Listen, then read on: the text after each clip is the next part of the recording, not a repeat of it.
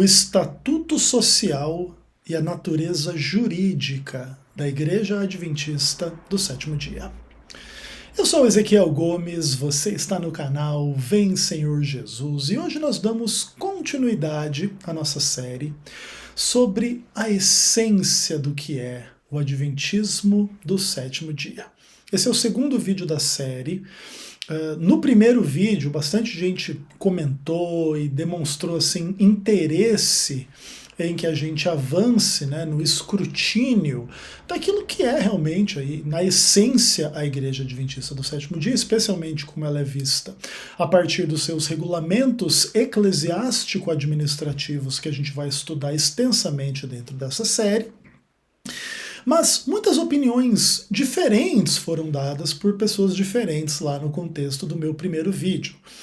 Teve gente que falou assim, olha aí, o Ezequiel vai vir querer levantar a bandeira da Igreja Adventista do Sétimo Dia, se arrastando diante dos administradores para ver se ele consegue uma vaga de volta no ministério. Eu acho super divertido assim, esse tipo de percepção das pessoas.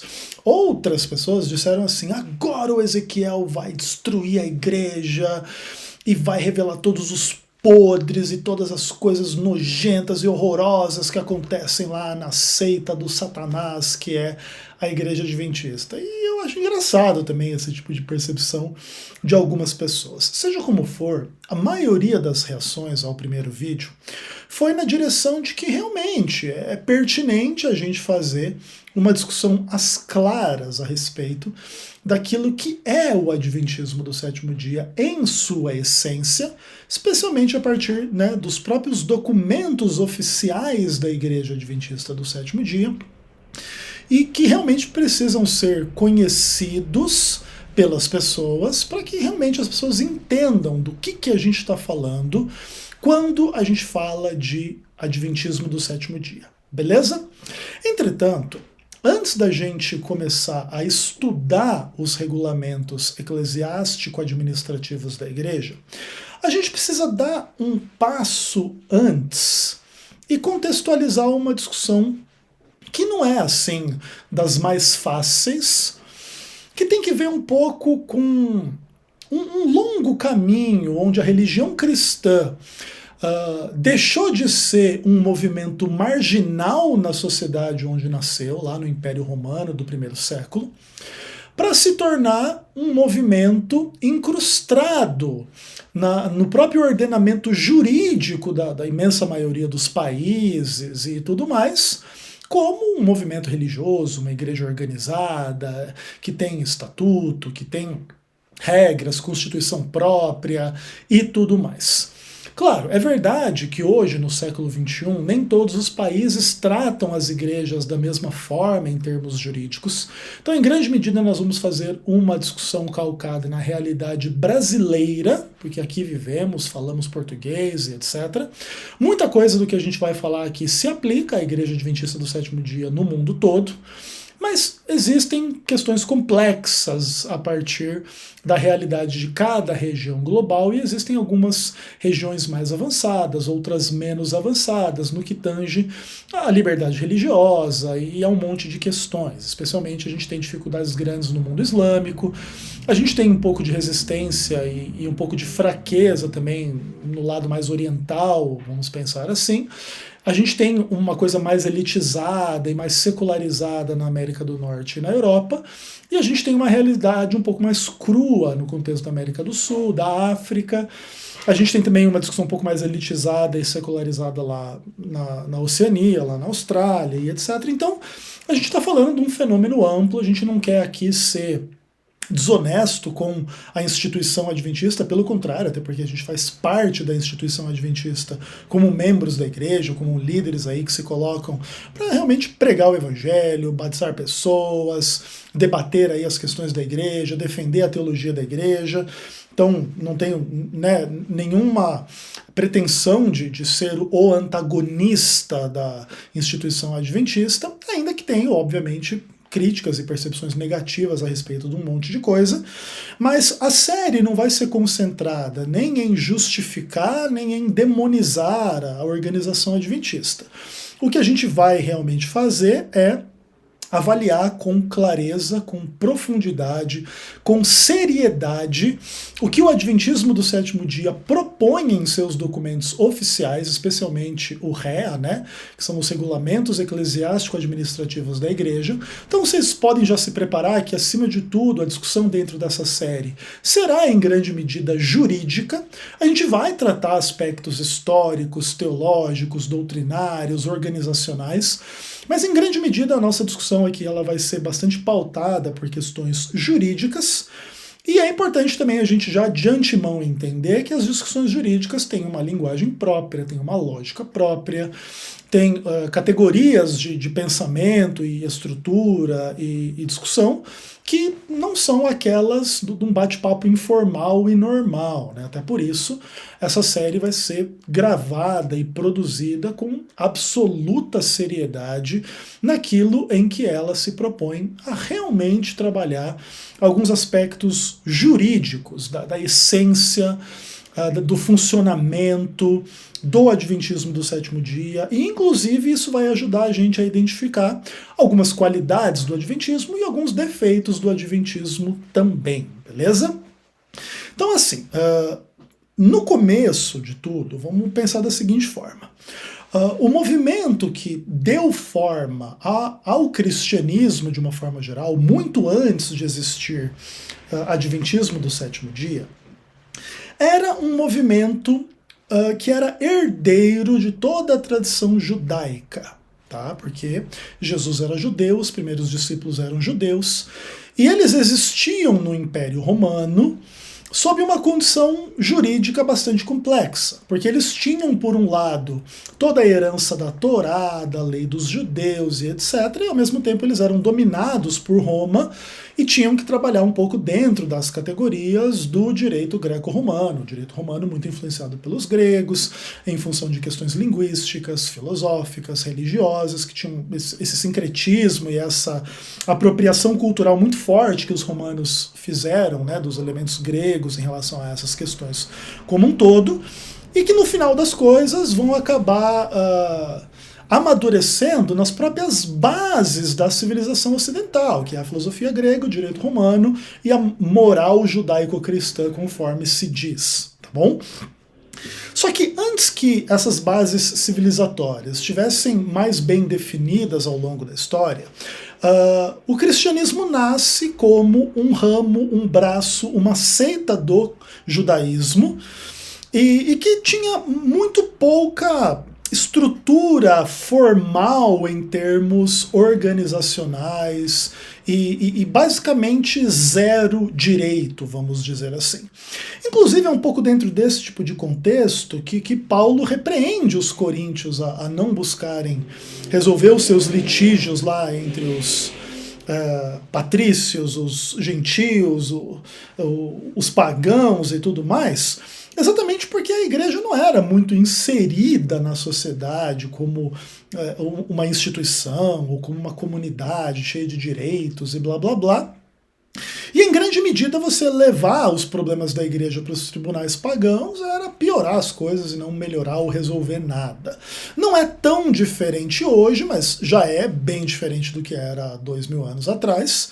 Então, hoje o palco jurisdicional já consegue trabalhar um pouco mais com as questões eclesiásticas, uma vez que as igrejas já existem formalmente como entidades civis e já tem a sua existência político-jurídica, vou assim chamar, dentro da sociedade, como uma entidade civil, religiosa, de fins aí humanitários, sem fins lucrativos e para pregação do evangelho dentro do contexto da percepção daquela comunidade religiosa. Tá?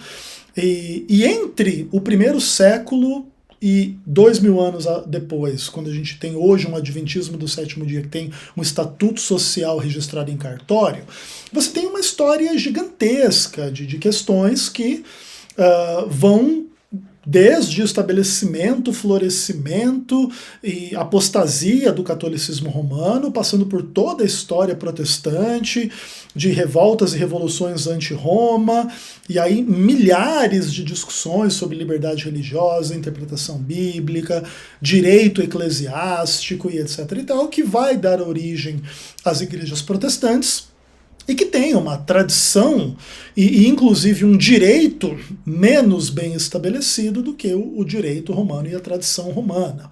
Tanto que você perceba, pega o catecismo da Igreja Católica e pega o Nisto Cremus da Igreja Adventista. Pega um código de direito canônico da Igreja Católica e pega o livro de praxes adventista. Você vai perceber que o adventismo é uma religião desse tamanhinho diante da Igreja Católica, que é gigantesca nessas discussões.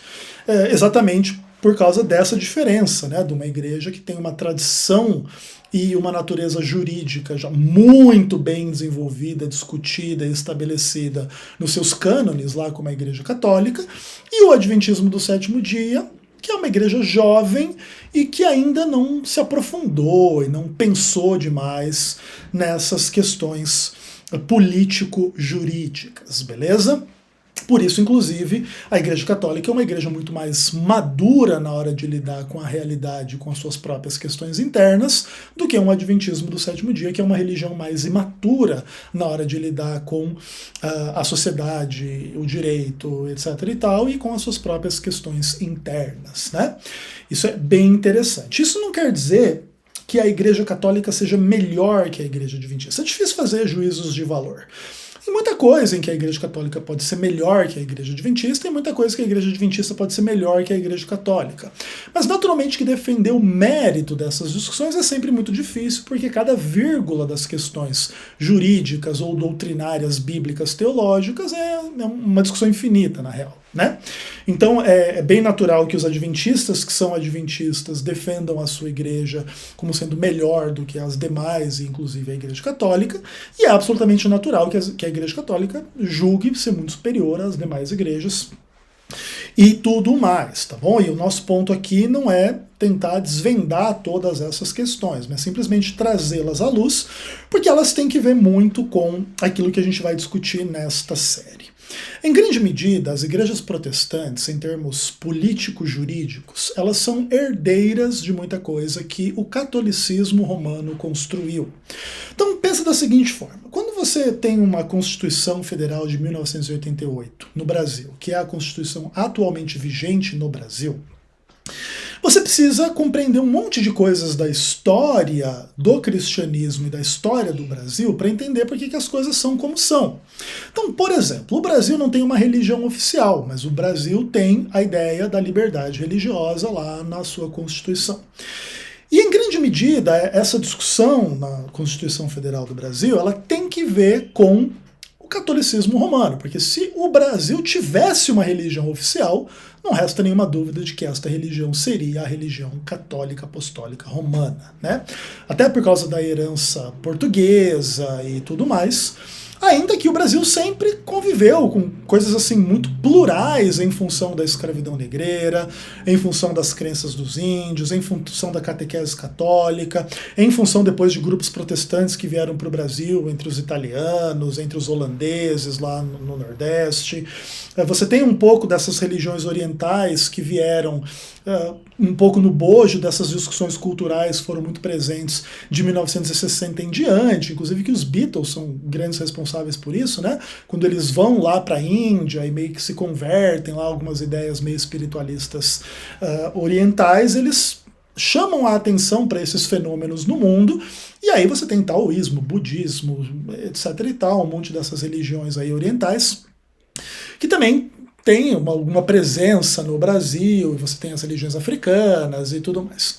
Então, quando foi se fazer aí a última versão da nossa Constituição, a ideia é que se deu liberdade religiosa. Essa liberdade religiosa, em grande medida, é uma concessão do Estado à Igreja Católica Romana, que as demais religiões acabam usufruindo por tabela. É mais ou menos assim que funciona. Por quê? Porque a autonomia da Igreja Católica em relação às suas próprias questões é um ponto absolutamente forte. Porque existe uma questão muito complexa da história do catolicismo, onde inicialmente havia uma distinção entre o poder civil e o poder eclesiástico, e depois essa distinção foi obscurecida, com o poder papal sendo exercido em termos do poder eclesiástico e do poder civil. O Papa, inclusive, era chefe militar, de exército, inclusive tem a guarda suíça até hoje, né? Mas aí é uma relíquia um pouco de tempos mais antigos, em que o Papa dispunha de poder militar como um chefe de Estado mesmo, e tudo mais. E aí discussões muito interessantes. E chega uma hora, em função do iluminismo e dos desenvolvimentos aí do iluminismo, que o catolicismo acaba que perde um pouco aquela primazia que até então tinha.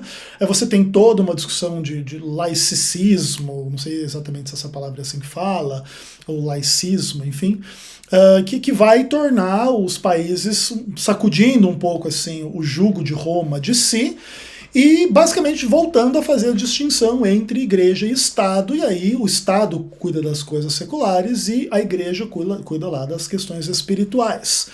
E a ideia de que a igreja tenha a autonomia e a liberdade religiosa e etc e tal, é uma concessão do Estado brasileiro, falando especificamente da nossa Constituição, para a Igreja Católica, que acaba sendo atribuída às demais religiões também.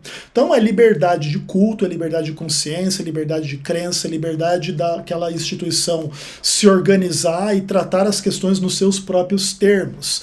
Isso é importante porque, basicamente, no final das contas, isso vai significar o quê? Que a Igreja Católica é que cuida das questões da Igreja Católica, certo? Então, por exemplo, se tiver uma treta entre um papa e um bispo e um padre e um coroinha e não sei o que lá, seja de que ordem for, doutrinária ou criminal ou civil ou sei lá o que, onde é que isso tem que ser tratado? Não nos tribunais civis, mas nos tribunais da igreja. Em grande medida é assim que funciona. Inclusive nos Estados Unidos, houve uma onda gigantesca lá de de acusações de abusos sexuais. E, por exemplo, em vários estados dos Estados Unidos que tem essa coisa da liberdade religiosa muito forte, a Igreja Católica tinha que permitir o Estado processar o padre que estava sendo acusado por pedofilia, e se a igreja não permitisse, era só a igreja que podia fazer alguma coisa contra o tal padre. Você vê tal ponto que chega a discussão, dependendo de qual estado tiver leis mais rígidas ou mais brandas em relação a questões de liberdade religiosa e essa coisa de crimes cometidos por clérigos, né? Então, você vê quão grave é essa discussão. Essa discussão não é simples, não é pequena. E por que as coisas são estabelecidas dessa forma? Porque Roma acabou ganhando o direito de trabalhar as questões nos seus próprios termos, as suas próprias questões internas.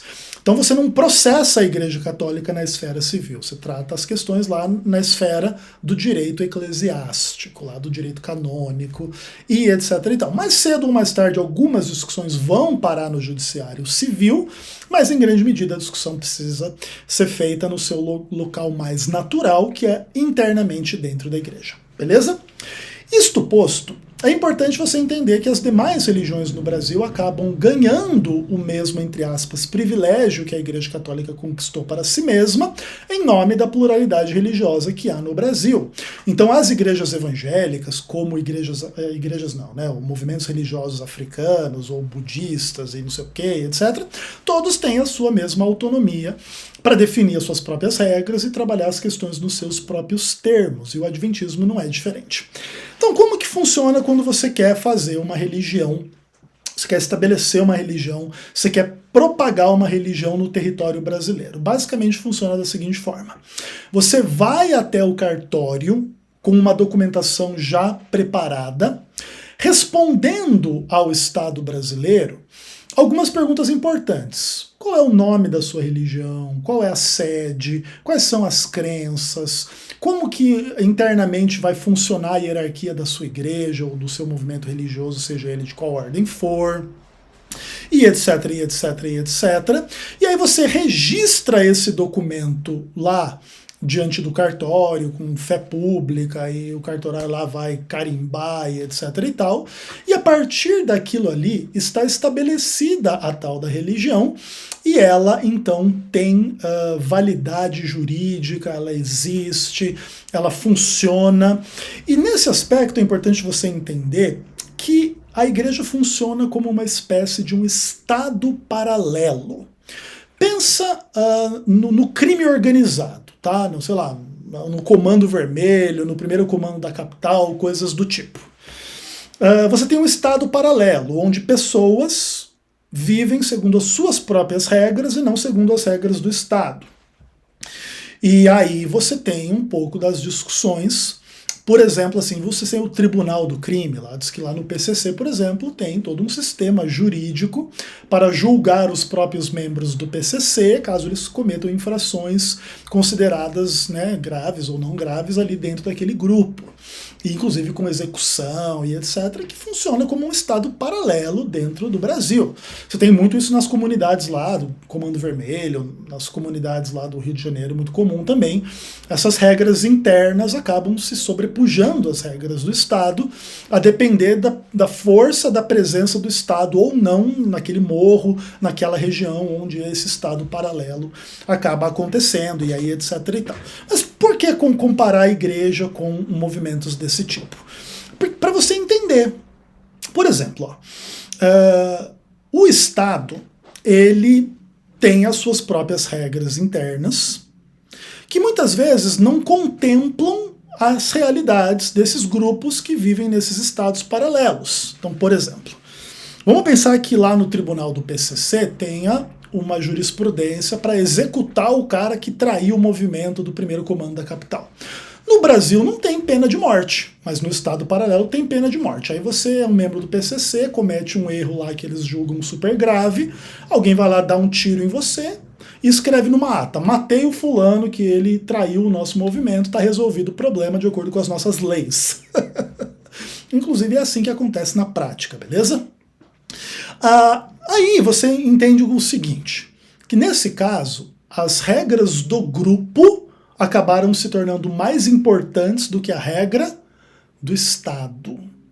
E você precisa entender isso para você entender o que é uma religião, beleza? Uma religião, em tese, é um grupo que pode ter regras que eles internamente considerem mais importantes do que as regras do governo ou do Estado. Por isso, a igreja é meio que um Estado paralelo. Então, entenda da seguinte forma.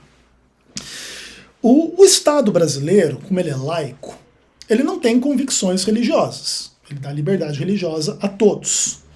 Só que você que é um cristão que acha que Jesus é o caminho, a verdade e a vida, e não tem outro caminho para o céu a não ser Jesus, você acha que a sua identidade cristã ela é muito mais importante do que a sua cidadania terrestre, vamos dizer assim.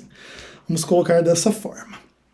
Isso quer dizer que o seu grupo adquiriu um status mais importante para você do que a sociedade de uma forma mais geral.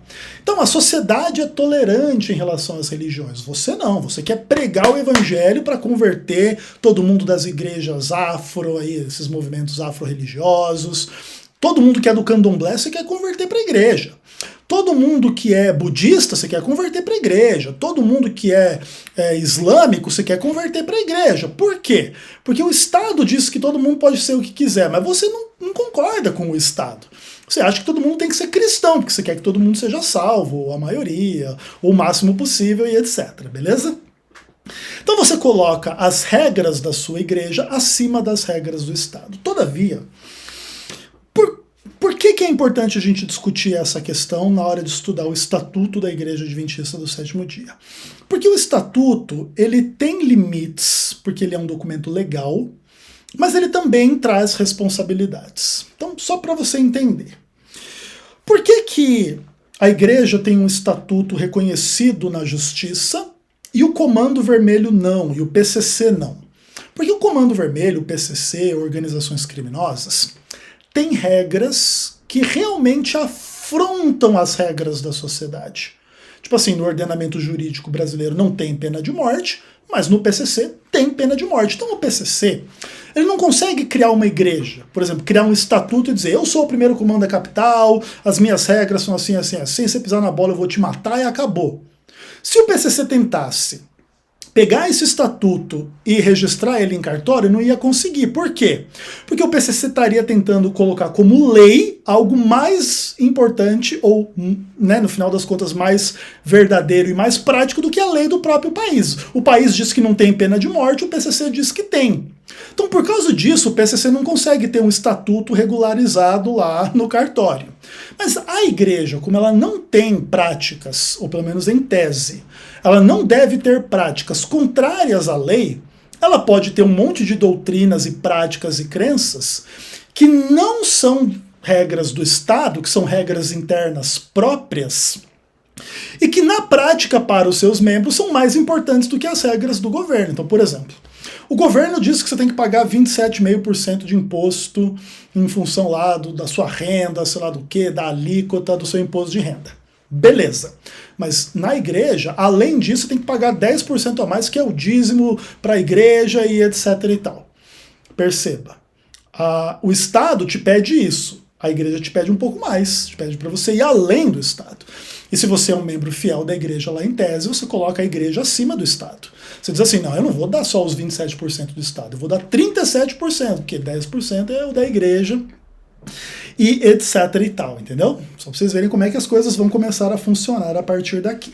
Mas como essas regras da igreja, em tese, elas são voluntárias, elas são da fé e da crença de cada um, enquanto elas não entrarem em conflito com as leis do país, você pode registrar a lei que você quiser lá no cartório da sua igreja. Então, por exemplo, se você escrever uma igreja, você vai desenvolver uma igreja, assim, aqui na minha igreja só pode ser pastor quem for careca, que Deus não gosta de gente cabeluda, que está escrito em 1 Coríntios 11 que Deus não gosta de homem cabeludo.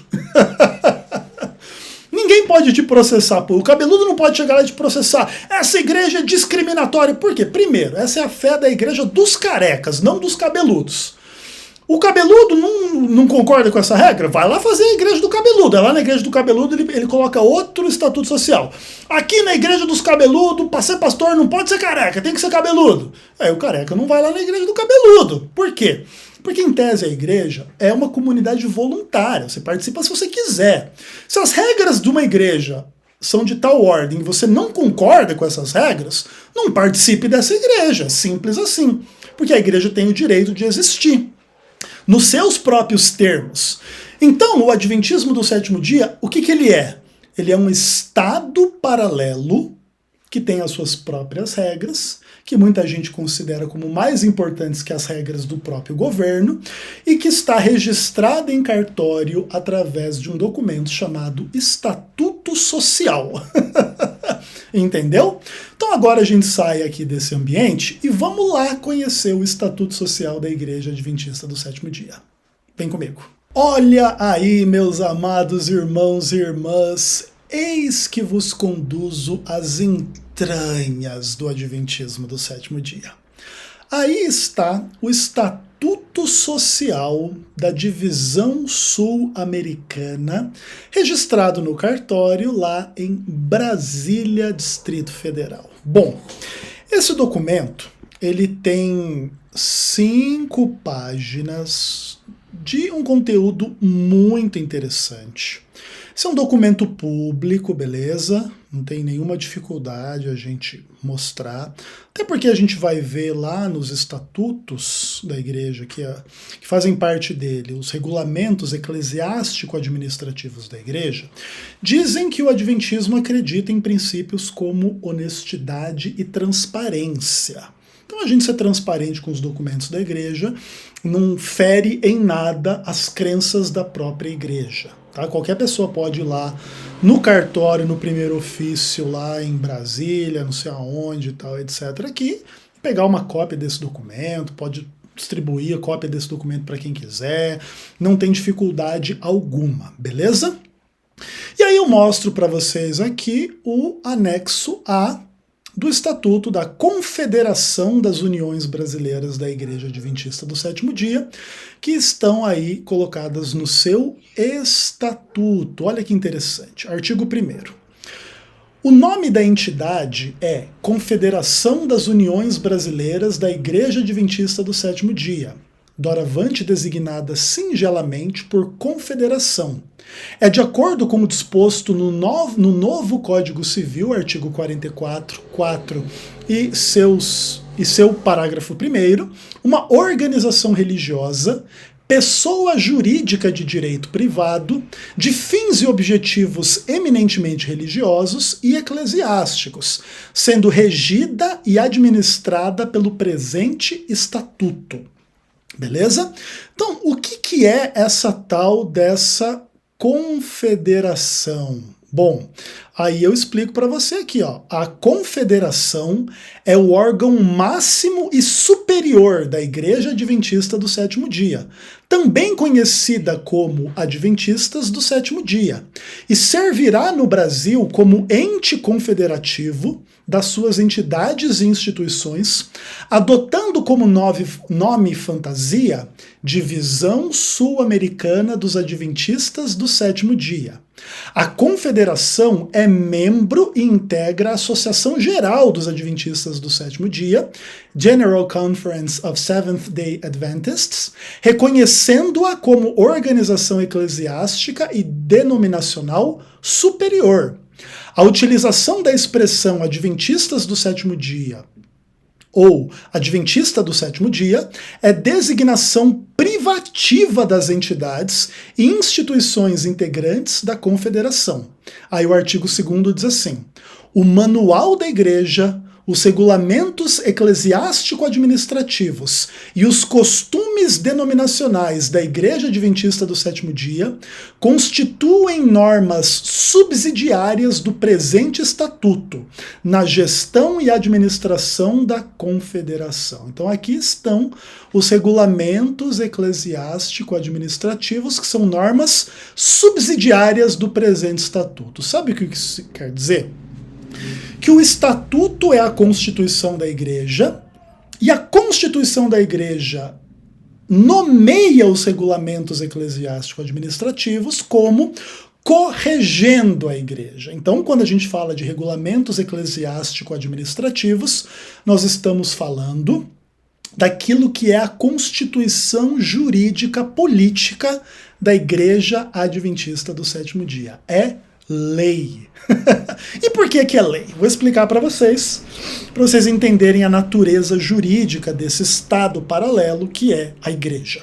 Beleza? Então vamos lá.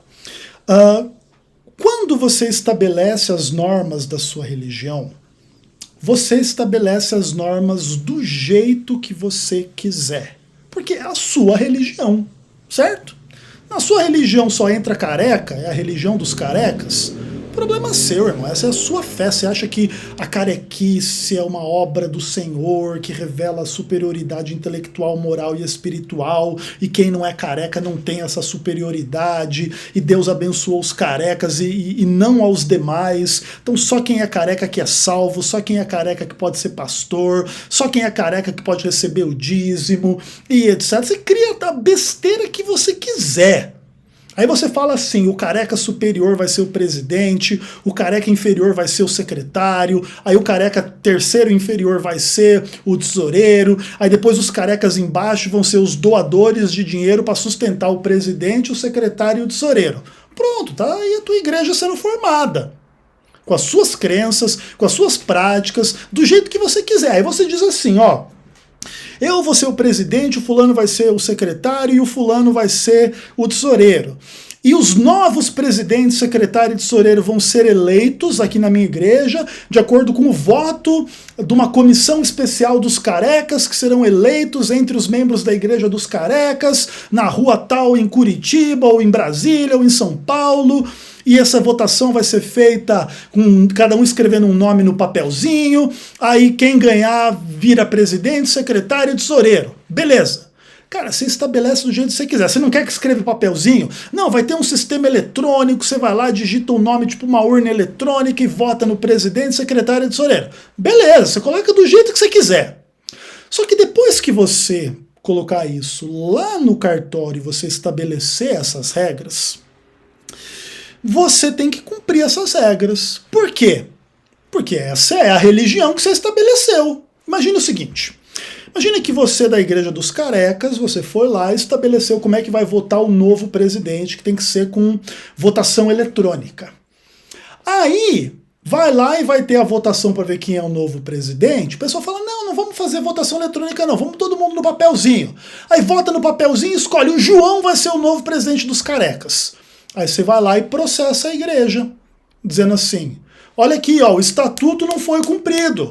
Aqui diz que tem que ser voto através de urna eletrônica, foi feito voto no papelzinho. Essa votação não valeu. Aí o que a justiça teria que fazer em prática? Anular aquela nomeação do cara que foi eleito não de acordo com as normas do estatuto. Por quê? Porque você é livre para estabelecer as normas do estatuto, mas você não pode transgredir as normas do estatuto. Senão você está fraudando a jurisdição, está fraudando o governo. Você está dizendo que a sua igreja vai funcionar de um jeito X e ela vai funcionar de um jeito Y. Isso é fraude. Por quê? Porque você está enganando toda a comunidade dos carecas, que o presidente está sendo eleito de acordo com as normas da igreja, está tudo certo, está tudo limpo, e está fazendo sacanagem na hora de nomear o novo presidente das igrejas dos carecas. Tá entendendo como que a coisa funciona ou deveria funcionar? Pois então, é isso. Então todas essas coisas aqui que a Igreja Adventista disse nesse documento, elas foram estabelecidas por vontade da Igreja Adventista. A Igreja Adventista poderia dizer assim, olha, os regulamentos eclesiástico-administrativos não têm força de norma subsidiária no presente estatuto. E aí ninguém poderia impor ou cobrar o cumprimento dessas normas, desses regulamentos. Mas como ela foi lá e cadastrou as tais normas do jeito que está, então você pode ler no estatuto, lá no regulamento eclesiástico administrativo, e cobrar a igreja, inclusive judicialmente, para que ela cumpra o que ela mesma determinou lá nos documentos dela. Isso é só uma palhinha do que virá para a frente, tá bom? Isso, inclusive, em relação a todas essas questões aqui, etc, etc, etc. Inclusive, no finalzinho aqui desse documento, você lê a própria assinatura daquele que à época era o pastor-geral da igreja, lá da confederação, que é a divisão sul-americana, Ayrton Carlos Keeler, e o secretário Marlon de Souza Lopes, né, irmão do Marlon. Então, olha que belezinha, né? Entendeu? E aí, olha lá, o presidente e o secretário estão assinando a ata daquilo que é o estatuto da igreja, que a igreja estabeleceu por livre e espontânea vontade. E por isso, nós vamos começar a partir do próximo vídeo, estudar os regulamentos do estatuto, dos regulamentos eclesiástico-administrativos da igreja, que foi uma coisa que a igreja estabeleceu livremente e tem que cumprir obrigatoriamente, sob pena de, se não fizer isso, revelar-se como uma fraude jurídica, uma fraude ao próprio sistema governamental, onde você diz lá no estatuto que vai fazer X e na prática vai fazer Y. E aí o nome disso é fraude, é mentira, é engano, é charlatanismo religioso, é milhões de problemas aí que podem estar incluídos nesse tipo de coisa. Por isso você tem que conhecer os regulamentos da sua igreja e por isso a gente está aqui fazendo essa série para mostrar para você como é que a banda toca de verdade. Beleza? Então é isso, a partir do próximo vídeo então a gente já começa a entrar em alguns conteúdos dos regulamentos eclesiástico-administrativos. Eu precisava fazer esse preâmbulo para vocês entenderem a gravidade, a importância, a natureza do que a gente vai discutir dentro desta série, mas fiquem tranquilos que vem muita coisa esclarecedora pela frente. Um abraço.